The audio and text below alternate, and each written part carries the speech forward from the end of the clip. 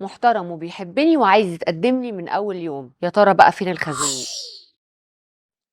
معقولة؟ راجل شكله حلو، وظيفته حلوة، مرتبه جميل، عيلته كويسة، أمه طيبة، عايز يتقدم لي على طول كده من باب للطاق؟ معقولة الموضوع ده مفيهوش ولا خازوق؟ مش قادرة أصدق. تجاربنا السابقة خلت ترمومتر الثقة عندنا زيرو، ومتوقعين الخازوق في أي وقت، ومن غبائنا بقينا نشوف الحلو وحش والوحش حلو. يعني حضرتك هتسيبي الراجل الدغري الواضح عشان وضوحه خوافك، وهتفضلي تقولي اكيد في الموضوع ده اكيد مش كويس كده من باب للطاق ومش عايز مني حاجه، وفورا هتروحي سايباه. ما انتي متعوده على الشخصيات العوجه. في نفس ذات الوقت بتروحي للتوكسيك برجليكي رهوان، واعتقادا منك ان هو ده الاختيار الصحيح، بس عشان انتي خايبه ومش واخده بالك انه بيجيب رجلك مش اكتر، وعامل لك البحر طحينه وعارف يتعامل مع دماغك بالشكل اللي يخليكي تأمني له. ما هو ده حلاب وتعبان ومتعود بقى، ده بيصاحب ويفركش مرة كل أسبوع. لكن نيجي بقى على الراجل الدغري الواضح اللي عايز الجد وما بيعرفش يزوق الكلام، كخ لأ ما بحبوش يا ماما، اللي بيبقى مهتم بيكي ومحترم وعايز يكمل معاكي بما يرضي الله، وداخل البيت من بابه بنشوفه ويرد وكخة ويع. ده احنا نموت في ضيق التنفس وفي العلاقات التوكسيك، وتعودنا ان اللي قدامنا يقعد في العلاقه يجي 5 6 سنين، وانت اللي بتفضلي تجري وراه وتقعدي تتحايلي وتتخانقي عشان لسه ما فيش بينكم حاجه رسميه. والست يا عيني من كتر ما شافت الوحش ما بقتش تعرف تقدر الحلو، وبقت تخاف منه كمان، وتشوف الطبيعي مش طبيعي، وعشان هي اتعودت ان اللي مش طبيعي هو اللي بقى طبيعي. والراجل